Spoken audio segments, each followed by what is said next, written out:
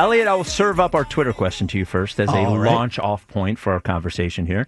The Twitter question is brought to you by Mark's Jewelers. Mark's is celebrating their 44th anniversary with an up to 70% sale on diamond jewelry and more, now through Saturday in-store only. What is the main reason you think BG came back, to help the locker room or to help the pass rush? That's the question I asked them and the one that I'm asking you as well. Well, obviously, I think we would all agree it's probably a bit of both. Yes, right? but if you had to... I think it's about the pass rush. I think they know their edge group is not good enough. I mean, that's not, secret to anybody.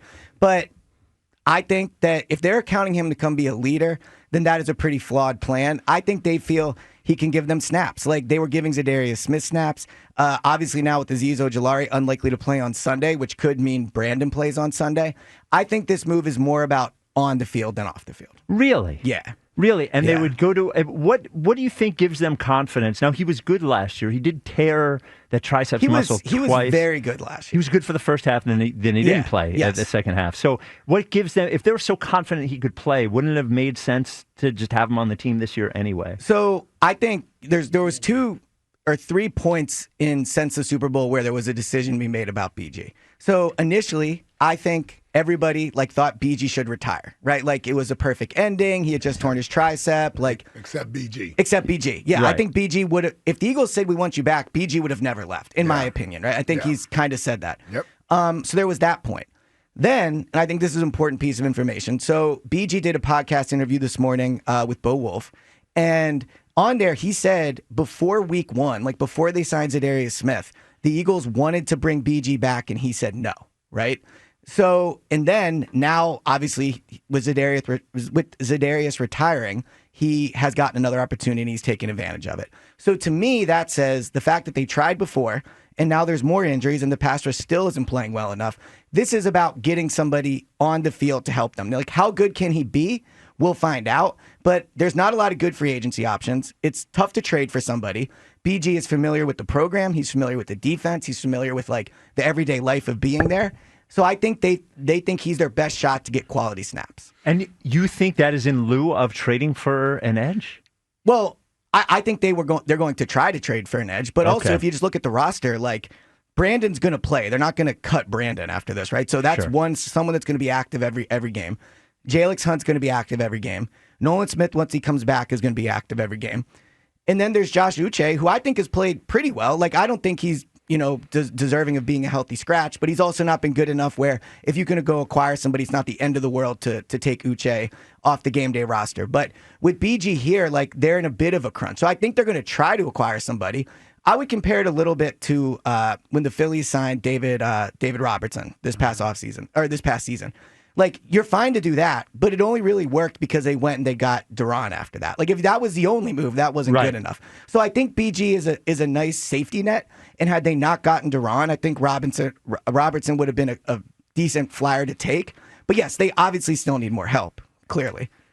Real quick, and before we get to the most important BG issue, Jack has looked up what using me but not using me means. And according to the Google AI summation... Yeah, which I think is as reputable as it gets. Yes. Google AI summation, okay. The phrase using me but not using me describes a situation where someone is taking advantage of you for their own benefit while not genuinely being invested in the relationship. So that's certainly different than what the last guy said. AJ thing? Yeah, certainly different than what Tyler said. I think with the AJ thing, I've been on AJ's side with this. Yeah. But to me now, this is a little bit like the boy who cried wolf. I said the same thing. Every time he posts now, we can't, be like, oh my God, AJ's upset, or oh my God, what does it mean? I think the AJ thing is very clear. He's probably not happy with how the passing game is going. He's not super cool with the quarterback. And he knows he's probably decent chance he's gone after this year. How can he not be happy with the way the passing game is going? It was one. Yeah, I agree after this game. But for what it's worth, he didn't talk after this game. No one made a big deal about it. I know. And I'm wondering, why is he not happy about the passing game? I think... I'll say it again. Yeah, no, I agree. But I think I mean more holistically on the year, not after this one game. Yeah, but yeah. No, I'm not. I think we're all on the same page. I'm not debating you. You're wondering why I'm he's more or less pushing back Yeah. on that being his reasoning. Because here's the thing I'll say. If this is about team, and we all believe AJ's a team player. Yes. Teammates love him. Seems like everybody in the building loves him. Mm-hmm. The coaches love him. They love his competitive spirit. They think he's a good locker room guy, a good teammate. This all screams me, me, me, me, me. This doesn't scream team. We did we understand the first 2 weeks when he wasn't happy about getting the ball and wanting to be involved. You can't do this when you're involved in the offense. You've been involved the last 3 weeks. I agree. I think that's why. Yeah, we're all on the same page. We're all on the same page. I just don't. That's the only thing that's frustrating to me because it's like, dude, are you trying to force this? Meaning an issue here with the passing game because he'll tell you it's not the coordinator.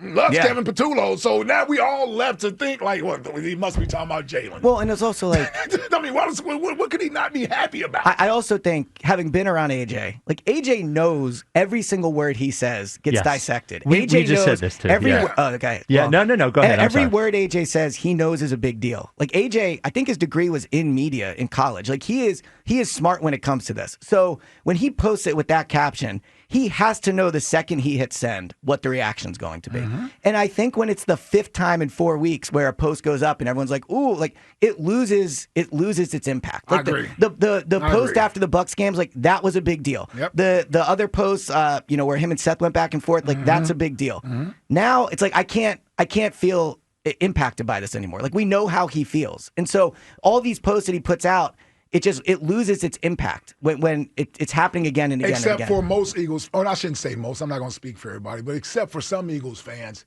they are impacted by it because the team just won a game after losing 2 straight games, and we're trying to keep some positive momentum going. Yeah. All this does is keep negativity around. I agree. We're trying to move forward with the season. Everybody else seems to be on the same page. The passing game is seemingly starting to improve a little bit. Explosive plays are starting to happen.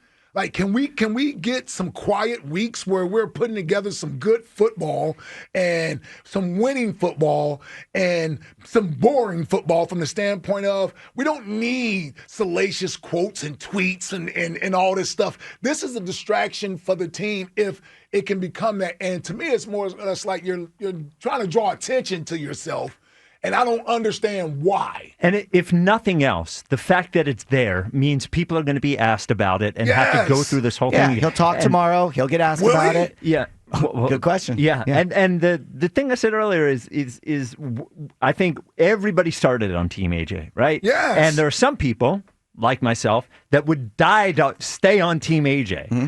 This is too much. It just is too much. I agree. Now, maybe it's gotten to a point where he just can't post on social media, right? But then, no, you can't. You can't. But great win Sunday. I agree. We're moving forward, onward and upward. You can post something positive. I agree. Why can't you just do that? No, I agree. But I'm saying, like, I don't know if you said this or not, but like I'm sure when he's asked, he'll say, "Well, this is what I meant." Yeah, right. But we'll go through this whole rigmarole again. Like, you can make it very clear what you mean, and when you do some type of ambiguous something, like that's when. People are going to take it the wrong way right now, if that makes sense. He's the only guy on the team. He's the only guy on the team. Nobody else is doing that. I don't have any question about what anybody else. But that's what I'm saying with the media. boy who cried wolf. Like it just doesn't seem to impact me anymore. Like AJ's mood is his mood. How he feels is how he feels, win or loss. And I think it's pretty clear it's not changing. Yeah, I said that. And that's why my thing was more or less because I think some of this over the few weeks has impacted Jalen. I don't know how it couldn't. Oh, yeah, I agree. I don't know how it couldn't because a lot of these things are implied that he's the problem. Yeah. Everybody else gets absolved. Yeah. Right? Nobody talking about the coaches or anything else. I mean, when I say that, I mean AJ. Yeah. Now, he doesn't come out and actually name Jalen. Well, and nationally, he just specifically unnames everybody else. Yes. Yeah. Well, so I only say that to say this has to wear on Jalen at some point, too. And I would think, if you're the Eagles, don't you want your quarterback in the right frame of mind? Yeah. How do you not think this impacts him coming to work every day, playing in the game, right? Like the Eagles need to get a hold of this thing, man, because nothing is going to happen in a positive way if the quarterback is not in the right place. I know everybody got their qualms with him or questions about him and shortcomings and all that stuff. Here's what I do know.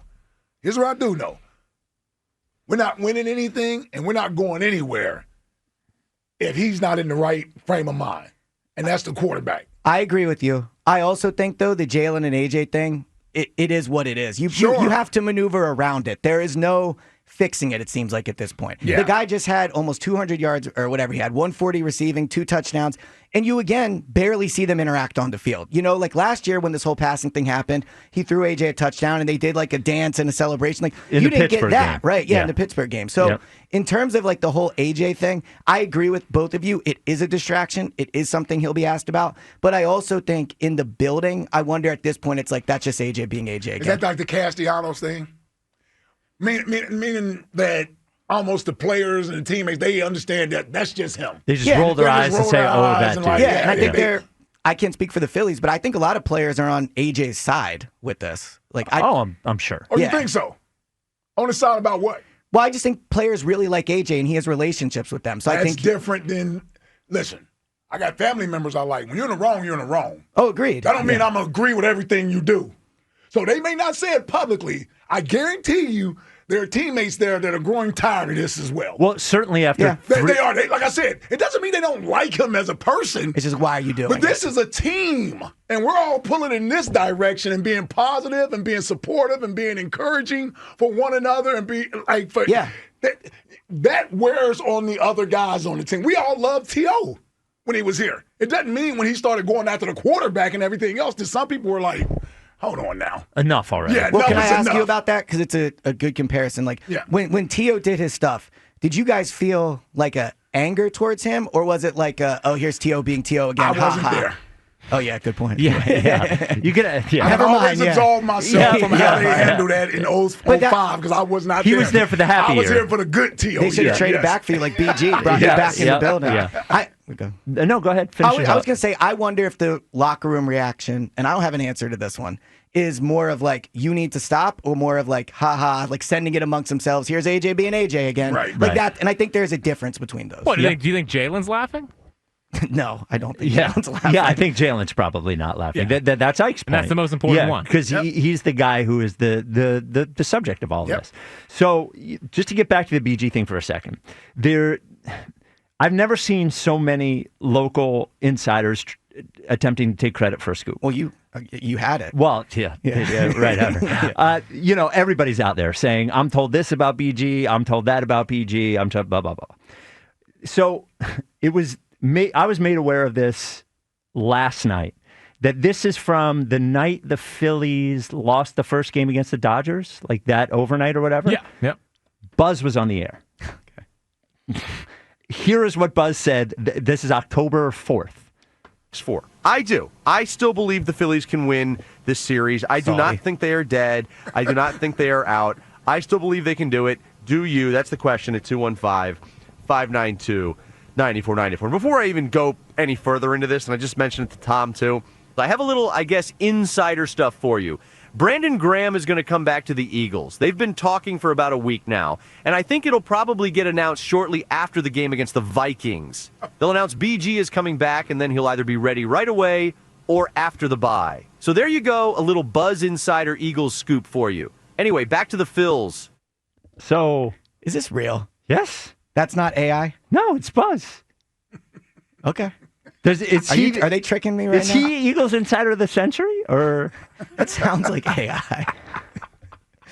You almost had me. Almost had him. Almost had me. Man, we had him in the beginning. The last few seconds got me. It was. I tried to tell Battle. He sounded a little. Yeah. I was going to give him credit. Yeah. Elliot was shaking his head. Yes. Oh my God, he had it. Last second. Man, you were good. That was good. So close. Did you know, Ike? Yes. Okay. Yes. Yeah. Damn. Almost had you. So but close. I will say it does sound pretty good. It sounds exactly like him. In the beginning it does, but then it gets a little sloppy at the end. A little sloppy. All right. Yeah. Tried to tell him. Yep. I tried to tell him.